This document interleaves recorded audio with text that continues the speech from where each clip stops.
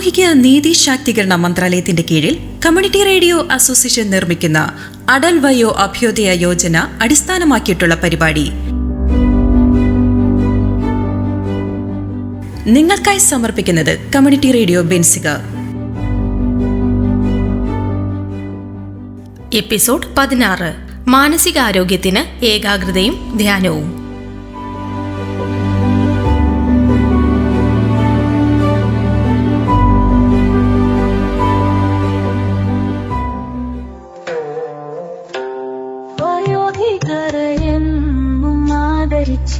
ിടണം വഴിയിൽ വീടാതെ താങ്ങിടണം. കാലം പതുക്കെ എനിക്കും നിനക്കും പ്രായത്തിൻ ആധിക്യം സമ്മാനിക്കും.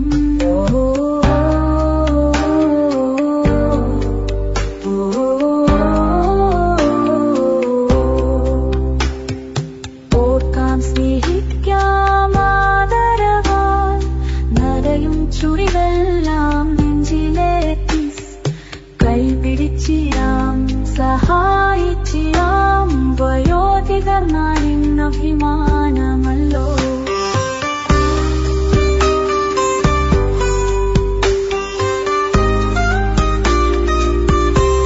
വയോധികരെ എന്നും ആദരിച്ചിടണം, വഴിയിൽ വീടാതെ താങ്ങിടണം. കാലം പതുക്കെ എനിക്കും നിനക്കും പ്രായത്തിൻ ആധിക്യം സമ്മാനിക്കും. ഓർക്കാം, സ്നേഹിക്കാം, ആദരവാൽ നിറയും ചുളിവെല്ലാം നെഞ്ചിലേറ്റി കൈപിടിച്ചിടാം, സഹായിച്ചിടാം. വയോധികർ നാടിൻ അഭിമാനമല്ലോ.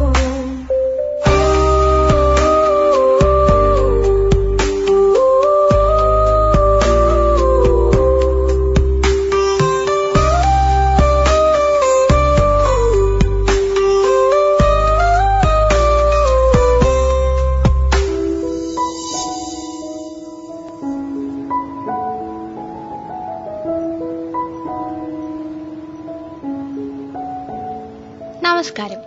മനോഹരമായ ഒരു എപ്പിസോഡിൽ ഞങ്ങൾ വീണ്ടും എത്തിച്ചേരുകയാണ്. എപ്പോഴും എന്ന പോലെ ഇന്നും നിങ്ങളോടൊപ്പം ഞാൻ ലക്ഷ്മിയും എന്റെ നല്ലവനായ മുത്തച്ഛൻ ഭരത്തും. ഓ, വലിയ പുകഴ്ത്തലാണല്ലോ. നല്ലവനായ സീസർ എന്നൊക്കെ പറയുന്നത് പോലെ നല്ലവനായ മുത്തച്ഛൻ. എനിക്ക് നന്നായി രസിച്ചു. എന്തായാലും നല്ല വർത്തമാനങ്ങൾ പറയാൻ കിട്ടുന്ന നല്ല അവസരങ്ങൾ അത് പാഴാക്കാൻ പാടില്ല തന്നെ. നമ്മളുടെ വർത്തമാനങ്ങൾ മറ്റുള്ളവർക്ക് പ്രയോജനപ്പെടുമെങ്കിൽ അതേക്കാൾ വലിയ കാര്യം വേറെന്താ? സത്യം പറഞ്ഞാൽ അതൊരു ഇളങ്കാറ്റ് കൊള്ളുന്നത് പോലെ സുഖകരമായ ഒരു കാര്യമാണ്. അറിവും വിവരങ്ങളും മറ്റുള്ളവർക്ക് പകർന്നു കൊടുക്കുന്നതിനേക്കാൾ സന്തോഷമുള്ള കാര്യം വേറെ ഇല്ല തന്നെ. അല്ലേ നല്ലവളായ എന്റെ കൊച്ചുമകളെ? ഇന്ന് വലിയ തത്വശാസ്ത്രം കൊണ്ട് ഇറങ്ങിയിരിക്കുകയാണല്ലോ. സന്യാസിയാകാനോ മറ്റുള്ള പുറപ്പാടാണോ? എങ്കിൽ പറഞ്ഞിട്ട് വേണേ. അങ്ങനെ മറ്റുവാണെങ്കിൽ ഈ നല്ലവളായ കൊച്ചുമകൾ അങ്ങ് വിദേശത്തേക്ക് പറക്കുമേ. അയ്യയ്യോ, നമ്മളില്ലേ സന്യാസിയാകാനൊന്നും.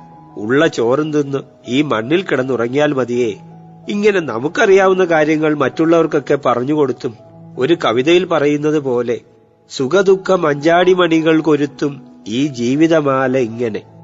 അത് തന്നെ സാഫല്യം. അതിന് ആരോടൊക്കെ നന്ദി പറയാനുണ്ട്.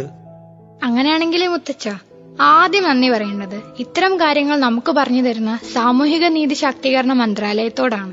മുതിർന്ന പൗരന്മാരുടെ അവകാശങ്ങളെക്കുറിച്ചും അവരുടെ ആരോഗ്യത്തെക്കുറിച്ചും മന്ത്രാലയം എത്ര ജാഗ്രതാണ്. അതുമാത്രമല്ല ലക്ഷ്മി, മന്ത്രാലയത്തോടൊപ്പം കമ്മ്യൂണിറ്റി റേഡിയോ അസോസിയേഷനും ഇത്തരം കാര്യങ്ങൾ വയോജനങ്ങളിൽ എത്തിക്കുന്നു. അതെ അതെ, മന്ത്രാലയത്തിന്റെ വിവിധ പദ്ധതികളെ അവതരിപ്പിക്കാൻ നമുക്ക് കഴിയുന്നു. മുതിർന്ന പൗരന്മാർക്കുള്ള സംയോജിത പരിപാടി, മുതിർന്നവർക്കുള്ള ദേശീയ ഹെൽപ്പ് ലൈൻ കെയർ ഗീവർ പരിശീലനം, വയോശ്രീ പദ്ധതികൾ, തിമിര പ്രശ്നങ്ങൾക്ക് പരിഹാരങ്ങൾ, ശരിയായ പോഷകാഹാരം സംബന്ധിച്ച വിദഗ്ധ ഉപദേശങ്ങൾ തുടങ്ങി എത്രയെത്ര പരിപാടികൾ ഇതിനോടകം നമുക്ക് അവതരിപ്പിക്കാൻ കഴിഞ്ഞു. ഹോ, എന്റെ കൊച്ചുമകൾ എന്തൊക്കെ കാര്യങ്ങളാണ് പറയുന്നത്. കേട്ടിട്ട് രോമാഞ്ചമുണ്ടാകുന്നു. മുതിർന്നവരുടെ മാനസിക ക്ഷേമം, സ്വസ്ഥത, അവരെ മനസ്സിലാക്കേണ്ടതിന്റെ ആവശ്യകത, അങ്ങനെ എന്തൊക്കെ കാര്യങ്ങൾ. ലക്ഷ്മി, നീ ഒരു സംഭവമായി മാറിക്കൊണ്ടിരിക്കുകയാണ്. അതൊക്കെ പോട്ടെ ലക്ഷ്മി, നിന്റെ സുഹൃത്തുക്കളുമായി കഴിഞ്ഞ ദിവസത്തെ യാത്ര എങ്ങനെയായിരുന്നു? അയ്യോ മുത്തച്ഛ, അതൊരു അത്ഭുതമായിരുന്നു. പഴയ സുഹൃത്തുക്കളെ കാണുന്നത് ഒരു സന്തോഷമാണ്. സിനിമയും ഡിന്നറും മതിവരാത്ത സംഭാഷണങ്ങളും അത് ഓർമ്മകളുടെ ഭണ്ഡാരമാണ് തുറന്നു തന്നത്. ജീവിതം എത്ര ബിസി ആയാലും എല്ലാവരും തങ്ങളുടെ സുഹൃത്തുക്കളെ കാണാൻ സമയം കണ്ടെത്തണം. നമുക്കെല്ലാം തിരക്കായ ഷെഡ്യൂളുകളായിരിക്കും ഉണ്ടാവുക. പക്ഷേ നമ്മൾ സുഹൃത്തുക്കളെ എപ്പോഴൊക്കെ കണ്ടുമുട്ടുന്നുവോ അപ്പോഴൊക്കെ ജീവിതത്തിന്റെ കഴിഞ്ഞ കാലങ്ങളിലേക്ക് പോവുകയും ജീവിതത്തിന്റെ ഉപ്പും മധുരവും അനുഭവിക്കുകയും ചെയ്യും. അത് കൊള്ളാം, കൃത്യമായ അഭിപ്രായം. പക്ഷേ ലക്ഷ്മി, ഈ കാലത്ത് ആളുകൾക്ക് ഒരുമിച്ചിരിക്കാൻ തന്നെ സമയമില്ല. പിന്നെയാണോ സൗഹൃദ കൂട്ടായ്മകൾ? പിന്നെ നിനക്കറിയാമോ, ഞങ്ങളുടെ കാലത്ത് ഞങ്ങൾ സുഹൃത്തുക്കളോടും കുടുംബത്തോടും ഓരോ നിമിഷവും ആത്മാർത്ഥമായി ജീവിച്ചിരുന്നവരായിരുന്നു. ഇപ്പോൾ അങ്ങനെയാണോ? ഒരാൾക്കും മറ്റുള്ളവർക്ക് വേണ്ടി ജീവിക്കാൻ സമയമില്ല. സത്യം മുത്തച്ഛ, നിങ്ങളെല്ലാവരും ആ സമയത്ത് എങ്ങനെയായിരുന്നു സമയം ചെലവഴിച്ചിരുന്നത്? അങ്ങനെ ചോദിച്ചാൽ അത് എവിടെ നിന്ന് തുടങ്ങണമെന്നറിയില്ല. ഓരോ സന്ധ്യയും ഞങ്ങൾ വീട്ടിലേക്ക് യാത്ര ചെയ്യുമ്പോൾ ബസ്സുകളിൽ അല്ലെങ്കിൽ ലോക്കൽ ട്രെയിനുകളിൽ ഞങ്ങൾ ഭജനകൾ പാടി, ലോകസംഗീതങ്ങൾ ചൊല്ലി, അന്താക്ഷരി കളിച്ചു, വാർത്തകൾ ചർച്ച ചെയ്തു, കഥകൾ പങ്കുവച്ചു. പക്ഷെ ചിലപ്പോഴൊക്കെ ഒറ്റപ്പെട്ട ഇടവേളകളിൽ പരസ്പരം അനുഭവങ്ങൾ പങ്കുവയ്ക്കുകയും ചെയ്തു. പൊതുഗതാഗതം ഒരു ഹരിതയാത്ര പോലെയാണ് തോന്നിയിരുന്നത്. പ്രിയപ്പെട്ടവരുമായി സമയം പങ്കുവച്ചപ്പോൾ അതാത് ദിവസത്തെ തളർച്ചയും ക്ഷീണവും അവശേഷിച്ചില്ല. ആണോ മുത്തച്ഛ? അത്രയും ആസ്വദിച്ചോ? പിന്നെ എന്തായിരുന്നു ആ കാലം? അതൊക്കെ മാറി. ബസ്സുകളിൽ നിന്നും ആളുകൾ സ്കൂട്ടറുകളിലേക്ക്, പിന്നെ കാറുകളിലേക്കും മാറി. യാത്ര സുഖകരമായിരുന്നുവെങ്കിലും മനുഷ്യബന്ധങ്ങളുടെ സ്നേഹം കുറഞ്ഞു. ഇപ്പോൾ വർഷങ്ങൾ കടന്നു പോകുമ്പോൾ നമുക്ക് ഒരുമിച്ച് സംസാരിക്കാൻ പോലും സമയം കിട്ടുന്നില്ല. അത് സത്യം. സാങ്കേതിക വിദ്യയിൽ എത്രയെത്ര പുരോഗതി ഉണ്ടായിരുന്നാലും ദൂരങ്ങൾ കൂടി വരുന്നു. നമ്മുടെ കൈകളിൽ ഫോണുണ്ട്, പക്ഷെ കോളുകൾ ചെയ്യാൻ സമയമില്ല തന്നെ. വീട്ടിൽ കാറുകളുണ്ട്, എങ്കിൽ ആരെങ്കിലും സന്ദർശിക്കാൻ ബുദ്ധിമുട്ടുമാണ്. കുറെ വർഷങ്ങൾക്ക് മുമ്പാണ് പെട്ടെന്ന് കുറെ സുഹൃത്തുക്കൾ വീട്ടിൽ വന്നു, മുൻകരുതൽ ഒന്നുമില്ലാതെ. പക്ഷെ അത് ഞങ്ങൾക്കൊരിക്കലും ബുദ്ധിമുട്ടായില്ല. അതിഥി ദേവോ ഭവ എന്നത് ഒരു വാക്കല്ല, അത് ഞങ്ങൾ ഹൃദയം കൊണ്ട് വിശ്വസിച്ചിരുന്ന ഒരു ഭാവമായിരുന്നു. അതെ അതെ, ഇന്നത്തെ കാലത്ത് മാസങ്ങളും വർഷങ്ങളും കടന്നു പോകുമ്പോൾ റീയൂണിയന്റെ പേരിൽ ഒരു ഒത്തുകൂടൽ, അത്രമാത്രം. ലക്ഷ്മി, നിനക്കറിയാമോ, പ്രായം കൂടുമ്പോൾ ഒരു പാർക്കിൽ രാവിലെ മുതിർന്നവർ തമ്മിൽ കണ്ട് സംസാരിക്കുമ്പോൾ അത് ദിവസത്തിന്റെ തന്നെ ഏറ്റവും സന്തോഷകരമായ കാര്യമായി മാറും.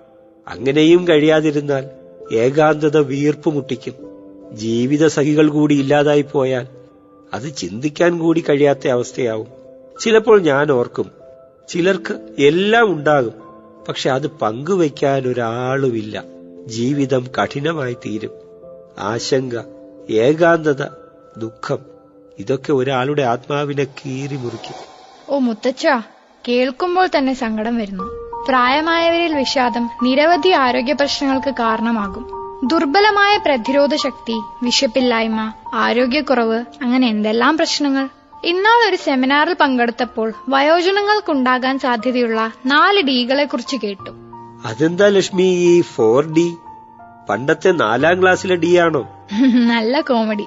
മുത്തച്ഛ, ഡിപ്രഷൻ, ഡെലീരിയം, ഡിമെൻഷ്യ, ഡെല്യൂഷൻ എന്നിവയാണ് ഈ 4 ഡികൾ. അതിൽ ഡിപ്രഷൻ വലിയ ബുദ്ധിമുട്ടുണ്ടാക്കും. എന്നാൽ അതിന് ഒരു പരിഹാരമുണ്ട്. അത് നമ്മുടെ സംസ്കാരത്തിൽ ഗഹനമായി അടങ്ങിയിരിക്കുന്നു. ഓ, നീ പറയുന്നത് യോഗയും ശ്വാസവായു വ്യായാമങ്ങളുമാണോ?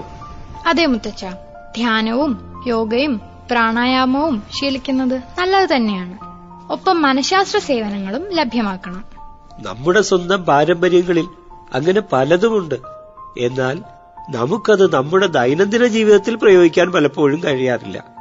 അതുകൊണ്ട് തന്നെ ഡിപ്രഷനും ഡെലീരിയയുമൊക്കെ തുടങ്ങുമ്പോൾ തന്നെ നീ പറയുന്നത് പോലെ സൈക്കോളജിസ്റ്റിന്റെ സേവനം ഉറപ്പുവരുത്തണം. അത് ശരിയാ മുത്തച്ഛ.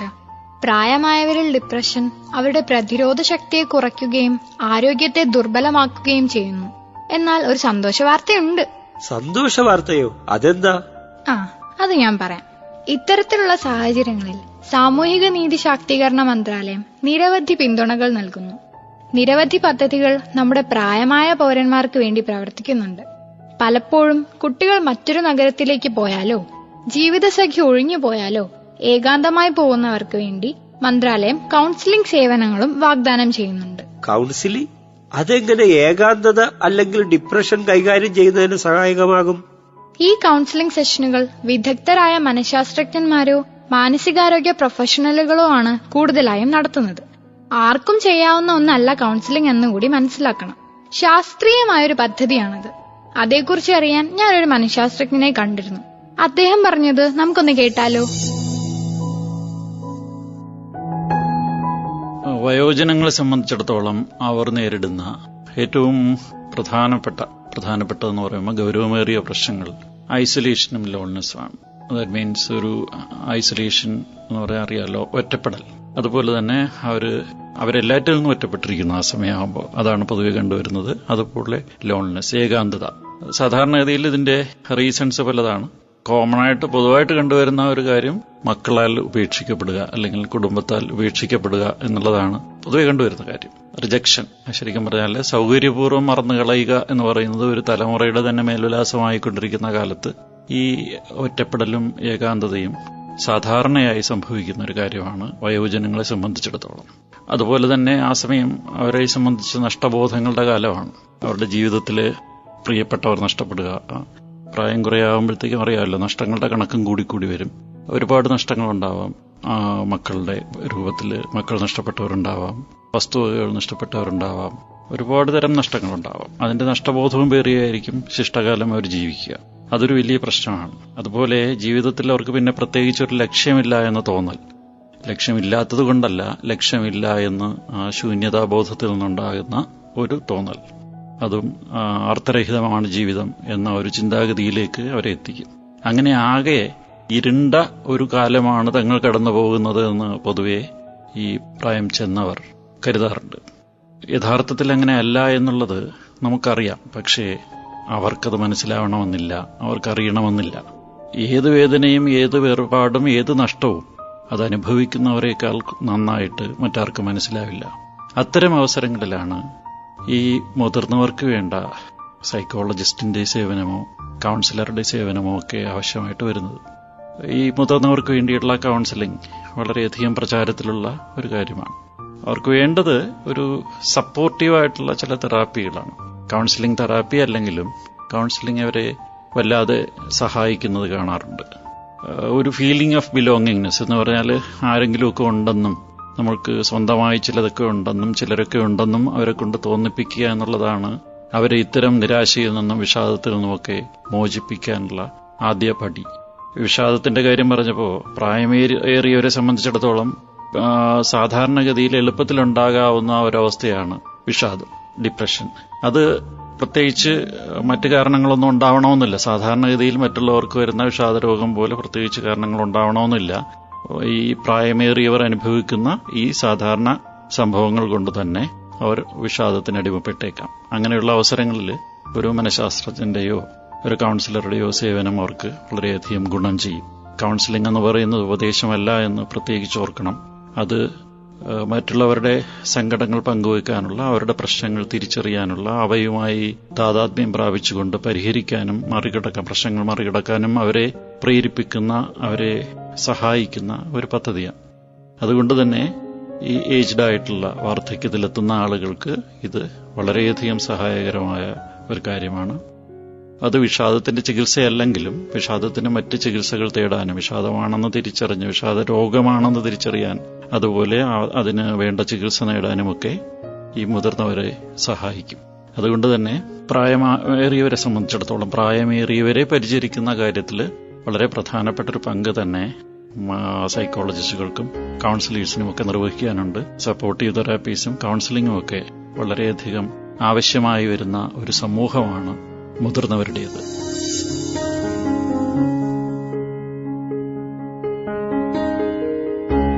മനഃശാസ്ത്രജ്ഞർ എങ്ങനെയാണ് ആളുകളെ മാനസികവും വികാരാത്മകവുമായ ദുഃഖങ്ങളെ അതിജീവിക്കാൻ സഹായിക്കുന്നുവെന്ന് ഇപ്പോഴാണ് മനസ്സിലായത്. ശരിയാണ്. നമുക്ക് നമ്മളെ തന്നെ നഷ്ടപ്പെട്ടു പോകുന്ന അവസരങ്ങളിൽ ചില പ്രത്യേക ആളുകൾ നമ്മളുടെ ജീവിതത്തിലേക്ക് എത്തിച്ചേരും. അവരുടെ വാക്കുകൾ നമ്മളെ വീണ്ടെടുക്കും. സത്യം. പഠിച്ചുകൊണ്ടിരുന്ന സമയത്ത് എനിക്ക് ഇതുപോലെ ടെൻഷൻ കയറി കൈവിട്ടു പോയപ്പോൾ ഒരു സൈക്കോളജിസ്റ്റിനെ കണ്ടു. ആ കൗൺസിലിംഗ് കിട്ടാതിരുന്നെങ്കിൽ ഞാൻ പെട്ടുപോയേനെ. അതുകൊണ്ട് എന്റെ അഭിപ്രായം മാസത്തിൽ ഒരു തവണയെങ്കിലും മുതിർന്നവർക്ക് സൈക്കോളജിക്കൽ സേവനം കിട്ടണമെന്നാണ്. ലക്ഷ്മി, എന്റെ സുഹൃത്ത് നരേഷിനെ നിനക്കറിയില്ലേ? ഹൃദയ ശസ്ത്രക്രിയയ്ക്ക് ശേഷം അവന്റെ ആരോഗ്യസ്ഥിതി വളരെ മെച്ചപ്പെട്ടിരുന്നു. പക്ഷെ അവന്റെ കുട്ടികൾ മികച്ച തൊഴിലവസരങ്ങൾക്കായി യുഎസിലേക്ക് പോയി. അതിനുശേഷം നരേഷിന് ഡിപ്രഷൻ പിടിപെട്ടു. അവന്റെ ആഹാരം കുറഞ്ഞു. പരിചരിക്കാൻ ആരുമില്ലാത്തതിനാൽ അദ്ദേഹത്തിന്റെ ഹൃദയനില മാറി.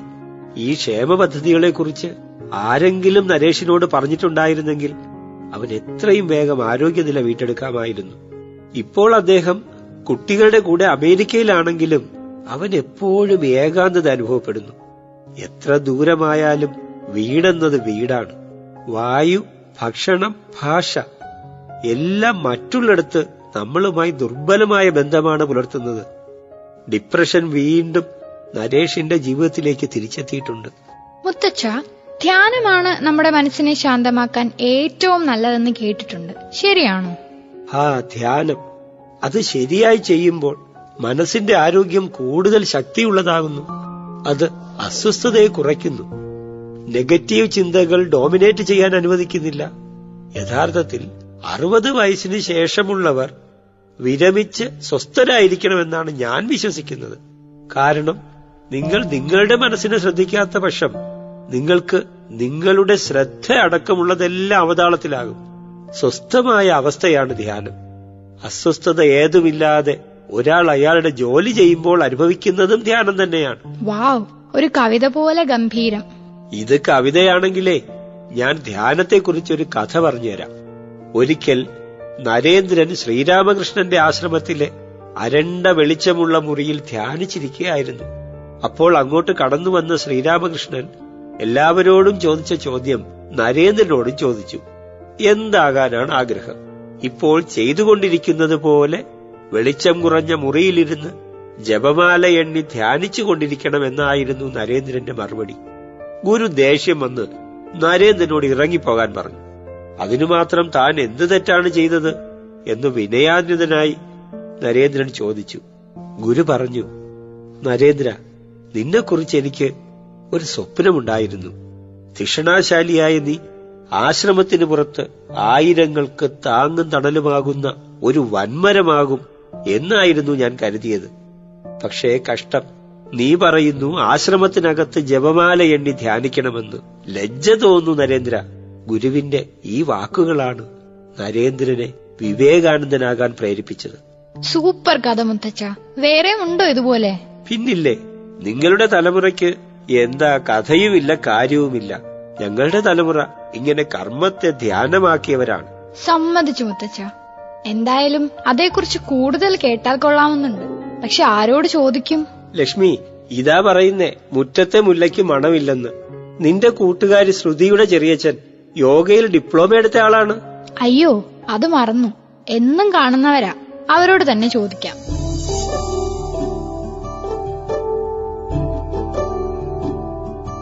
യോഗ ഒരു ജീവിത രീതിയാണോ ചികിത്സാ രീതിയാണോ? കാരണം പലയിടത്തും യോഗ തെറാപ്പി എന്ന് പ്രയോഗിച്ച് കേട്ടിട്ടുണ്ട്. യോഗയെ സംബന്ധിച്ച് തീർച്ചയായിട്ടും യോഗ ഒരു ജീവിത രീതി തന്നെയാണ്. നമ്മുടെ ഭക്ഷണം, അതേപോലെ തന്നെ നമ്മുടെ വിശ്രമം പറഞ്ഞ പ്രധാനപ്പെട്ട ഘടകങ്ങളാണ്. ശരിയായ ഭക്ഷണം, ശരിയായ വിശ്രമം, ശരിയായ വ്യായാമം. അപ്പൊ കൃത്യമായിട്ട് ഒരു അടുക്കും ചിട്ടയും ജീവിതത്തിൽ ഉണ്ടായി കഴിഞ്ഞാൽ ആ വ്യക്തിയുടെ ജീവിതം അതിനനുസരിച്ച് ഉള്ള മാറ്റം ഉണ്ടാവും. ഈ ഹോളിസ്റ്റിക് ഡെവലപ്മെന്റ് എന്ന് നേരത്തെ സൂചിപ്പിച്ചതുപോലെ ഉണ്ടാവും. അത് തീർച്ചയായിട്ടും ആ ജീവിത രീതി തന്നെയാണ് യോഗ എന്നത്. യോഗയ്ക്ക് ശാരീരിക അസുഖങ്ങൾ എങ്ങനെയാണ് സ്വാധീനിക്കാനാവുന്നത്? തീർച്ചയായിട്ടും ഞാൻ നേരത്തെ പറഞ്ഞു, ഈ അസുഖങ്ങൾ എന്ന് പറഞ്ഞത് സുഖമല്ലാത്തതെന്തോ അത് അസുഖം തന്നെയാണ്. അത് ശാരീരികമാകാം, മാനസികമാകാം. അതിന് പ്രധാനപ്പെട്ടത് നേരത്തെ പറഞ്ഞതുപോലെ ഭൂരിഭാഗം ആൾക്കാരിലും വരുന്നത് ആദി തന്നെയാണ്. ആ ആദിയിലൂടെയാണ് ആ വ്യാധിയാകുന്നത്. വ്യാധിയിലൂടെയാണ് ആദീജവ്യാധി എന്ന തലത്തിലേക്ക് വരുന്നത്. സ്വാഭാവികമായിട്ട് ഒരു ചെറിയൊരു ഉദാഹരണം, നമ്മുടെ നിരന്തരമായിട്ട് ടെൻഷനോടുകൂടെ നമ്മുടെ നിത്യജീവിതം കടന്നു പോകുമ്പോൾ ഉറപ്പാണ്, 100% ഉറപ്പിച്ച് പറയുന്നു, ആ വ്യക്തി ഒരു ഡയബറ്റിക് പേഷ്യന്റോ അല്ലെങ്കിൽ ഈ പറഞ്ഞ BP ഉള്ള, ബ്ലഡ് പ്രഷർ ഉള്ള, രക്തസമ്മർദ്ദത്തിന് അടിമയായ പേഷ്യന്റോ ആയിരിക്കും. അതിന് ഒരു സംശയവുമില്ല. കാരണം അത് വ്യക്തിയുടെ ഈ പറഞ്ഞതുപോലെ മറ്റൊന്ന് ചിലപ്പോൾ അയാൾ കൃത്യമായിട്ട്, നമ്മൾ പലരും പറയുന്നുണ്ട്, എങ്ങനെ ഈ ചില ആൾക്കാർ പെട്ടെന്ന് ബുദ്ധിമുട്ടുകൾ വരുമ്പോൾ, ശാരീരികമായിട്ട് വരുമ്പോൾ പലരും പറയുന്നുണ്ട്, എങ്ങനെ നടന്ന ആൾക്കാരാണ് പക്ഷെ ഇങ്ങനെ ആയിപ്പോയത്. തീർച്ചയായിട്ടും അയാളുടെ ചരിത്രത്തെ അല്ലെങ്കിൽ അയാളുടെ ജീവിതചര്യയെ നമ്മൾ മനസ്സിലാക്കുമ്പോൾ മനസ്സിലാവും അതിന് കാരണം എന്താണെന്നുള്ളത്. വയോജനങ്ങൾക്ക് യോഗ എത്രത്തോളം പ്രയോജനപ്രദമാണ്? നമ്മുടെ ജീവിതത്തിൽ വ്യത്യസ്തമായിട്ടുള്ള സ്റ്റേജുകളുണ്ട്, കാലഘട്ടങ്ങളുണ്ട്. ആ കാലഘട്ടത്തിൽ ആദ്യത്തെ കാലഘട്ടത്തിൽ പഠനം, രണ്ടാമത്തെ കാലഘട്ടത്തിലേക്ക് എത്തുമ്പോൾ നമ്മുടെ ഗാർഹസ്ഥ്യ ജീവിതം, അതേപോലെ തന്നെ ജോലി, അത്തരത്തിലേക്ക് കടന്നുകൂടും. മൂന്നാമത്തെ കാലഘട്ടത്തിലേക്ക് എത്തുമ്പോൾ വാർദ്ധക്യത്തിലേക്ക് കടക്കുന്ന, അതിലേക്ക് മൂന്നാമത്തെ കാലഘട്ട വാർദ്ധക്യത്തിലേക്ക് നമുക്ക് കാണാം. അങ്ങനെ വരുമ്പോൾ ഈ തന്റെ കടമകളും കർത്തവ്യങ്ങളും ഒക്കെ ഇങ്ങനെ കഴിഞ്ഞിട്ട് ഒരു റിലാക്സേഷൻ എന്നൊരു തരത്തിലേക്ക് മാറുന്ന അവസ്ഥയാണ്. അപ്പൊ പലരും ആക്റ്റീവായവർക്ക് പലർക്കും അവിടെ പ്രവർത്തിക്കാനുള്ള അല്ലെങ്കിൽ മറ്റു കാര്യങ്ങൾ ചെയ്യുവാനുള്ള ഒരു അവസ്ഥ ഇല്ലാതാകുന്നു. അതേപോലെ തന്നെ മറ്റു പലരും പല പ്രശ്നങ്ങളും, പല കാര്യങ്ങളും, കാരണങ്ങളും അവിടെ ഉണ്ടാകും വാർദ്ധക്യ സമയത്ത്. അപ്പോൾ അതില് ശരിക്കും പറഞ്ഞാൽ അവർക്ക് ഏറ്റവും പ്രധാനമായിട്ട് ആഗ്രഹിക്കുന്നത് സ്വസ്ഥത, സന്തോഷം. സാധാരണയായിട്ട് ഏത് മുതിർന്ന ഒരാളോട് സംസാരിച്ചാലും അല്പം സ്വസ്ഥത വേണം എന്ന തരത്തിലായിരിക്കും ആ വ്യക്തി പറയുന്നത്. അപ്പോൾ ആ സ്വസ്ഥതയും സന്തോഷവും തീർച്ചയായിട്ടും യോഗ പരിശീലനത്തിലൂടെ വ്യക്തിക്ക് അതിനെ നമുക്ക് തുടർച്ചയായിട്ട് അല്ലെങ്കിൽ കണ്ടിന്യൂ ചെയ്യാനായിട്ട് സാധിക്കും. വയോജനങ്ങളിൽ പ്രമേഹം, രക്തസമ്മർദ്ദം തുടങ്ങിയ ബുദ്ധിമുട്ടുകൾ അനുഭവിക്കുന്നവരാണ് ഏറെയും. അങ്ങനെയുള്ളവർ യോഗയെ എങ്ങനെയാണ് സമീപിക്കേണ്ടത്? അപ്പൊ നമ്മുടെ ഈ വയോജനങ്ങളിൽ ഏറ്റവും കൂടുതൽ കണ്ടുവരുന്നതാണ് രക്തസമ്മർദ്ദം, അതുപോലെ തന്നെ പ്രമേഹം പോലുള്ള പ്രശ്നങ്ങൾ. നേരത്തെ സൂചിപ്പിച്ചതുപോലെ തന്നെയാണ്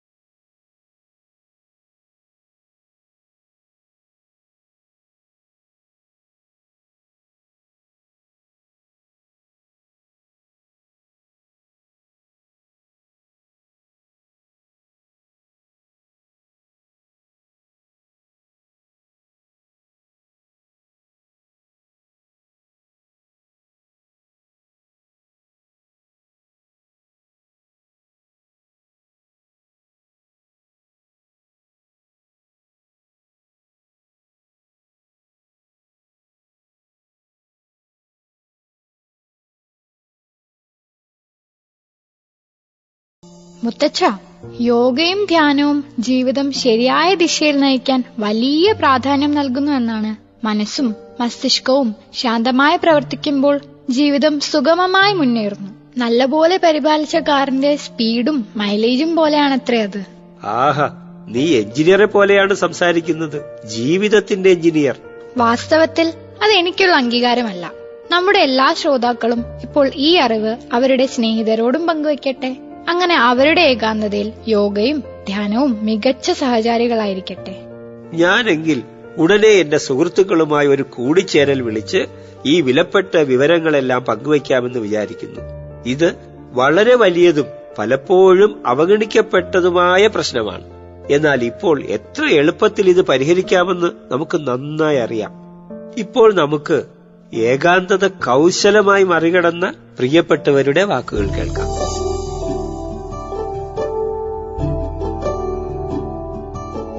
എന്റെ പേര് ഏലിയാമ്മ. ഞാൻ താമസിക്കുന്നത് അമ്പൂരിയാണ്. എനിക്ക് 2 മക്കളുണ്ട്. അവര് കല്യാണം കഴിഞ്ഞ് ദൂര സ്ഥലങ്ങളിൽ കുടുംബമായിട്ട് താമസിക്കുന്നു. മക്കളൊക്കെ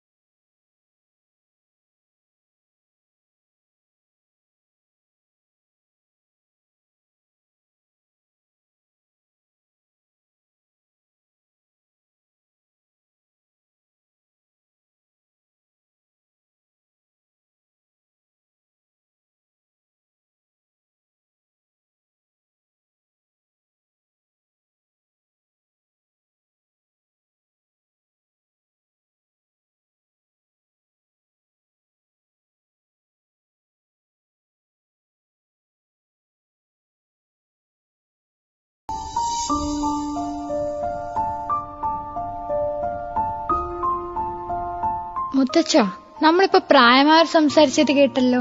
എന്നാലേ അവർക്കൊരു പ്രധാന വിവരം ഞാൻ പങ്കുവെക്കാം, നമ്മുടെ സർക്കാരിന്റെ പദ്ധതികളെ കുറിച്ച്. തീർച്ചയായും ഞാനത് ഓർക്കുന്നു ലക്ഷ്മി. ആദ്യത്തേത് integrated programme for senior citizens. ഈ പരിപാടി പ്രായമായവരുടെ സാമൂഹിക, ശാരീരിക, മാനസിക ആവശ്യങ്ങൾ സമഗ്രമായ രീതിയിൽ പരിഹരിക്കുന്നതിന് വേണ്ടിയുള്ളതാണ്. ഇത് ആരോഗ്യ സേവനങ്ങൾ, വിനോദ സവാരികൾ, സാമൂഹിക പങ്കാളിത്തം എന്നിവ പ്രോത്സാഹിപ്പിച്ച് അവരുടെ ജീവിതം സമ്പൂർണമാക്കാൻ സഹായിക്കുന്നു. രണ്ടാമത്തേത് സീനിയർ സിറ്റിസൺസ് ഹെൽപ്പ് ലൈൻ 14567. ഈ ഹെൽപ്പ് ലൈൻ പ്രായമായവർക്കുള്ള എളുപ്പത്തിലുള്ള സഹായം ലഭ്യമാക്കുന്നു.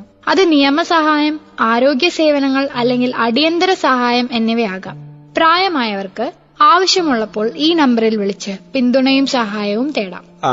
അടുത്തത് geriatric caregivers training program. പ്രായമായവരുടെ ശരിയായ പരിപാലനം പരിചയസമ്പന്നരായ കെയർ ഗീവേഴ്സുകൾക്ക് ആവശ്യമാണ്. ഈ പരിപാടി പ്രായമായവർക്കുള്ള ശാരീരിക, മാനസിക, വികാരാത്മക പിന്തുണ നൽകാൻ പരിശീലിപ്പിക്കുന്നു. 4.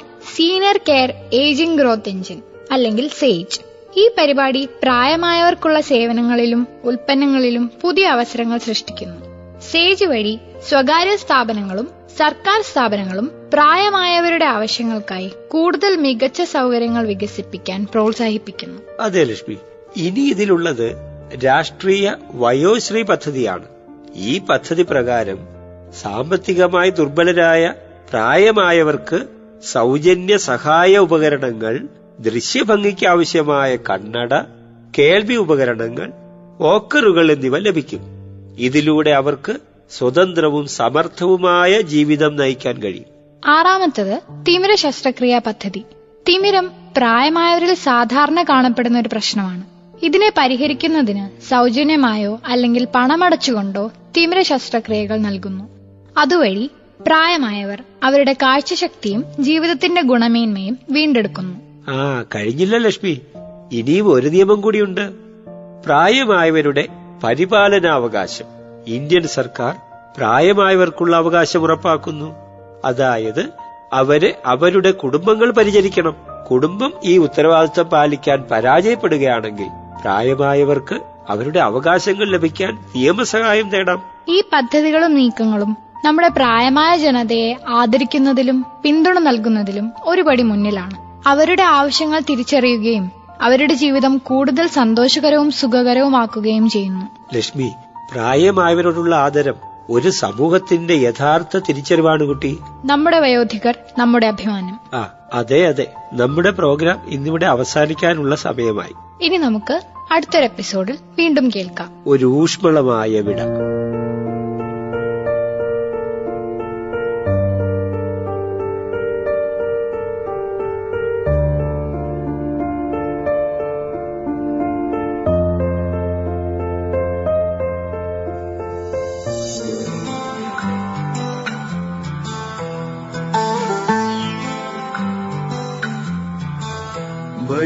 വയോധികരെന്നും ആദരിച്ചിടണം, വഴിയിൽ വീഴാതെ കാണിടണം.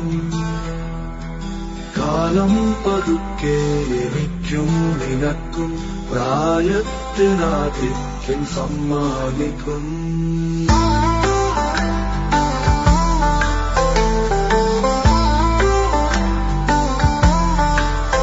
ഓർക്കാം സ്നേഹിക്കാം ആദരവാം, നരയും ചൂളിലെല്ലാം നെഞ്ചിലെത്തി കൈപിടിച്ചിടാം, സഹായിച്ചിടാം. വയോധികർ നാടിന് അഭിമാനമല്ലോ.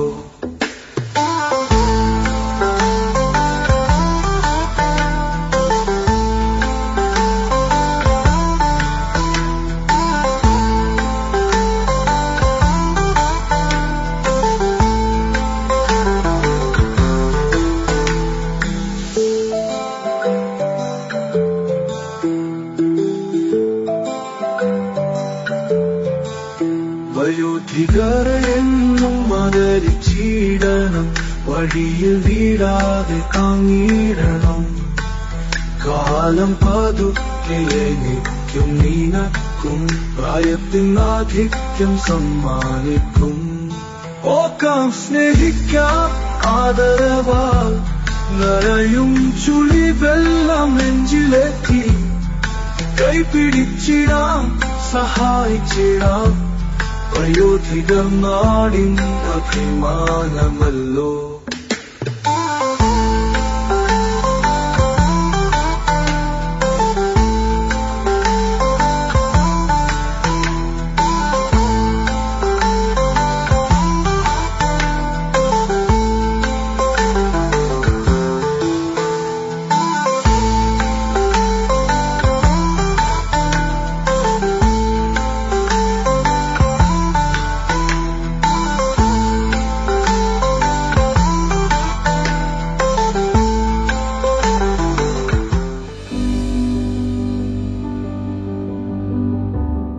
നിങ്ങൾ ഇതുവരെ കേട്ടത് സാമൂഹിക നീതി ശാക്തീകരണ മന്ത്രാലയത്തിന്റെ കീഴിൽ കമ്മ്യൂണിറ്റി റേഡിയോ അസോസിയേഷൻ നിർമ്മിച്ച അടൽ വയോ അഭ്യോദയ യോജന അടിസ്ഥാനമാക്കിയിട്ടുള്ള പരിപാടി.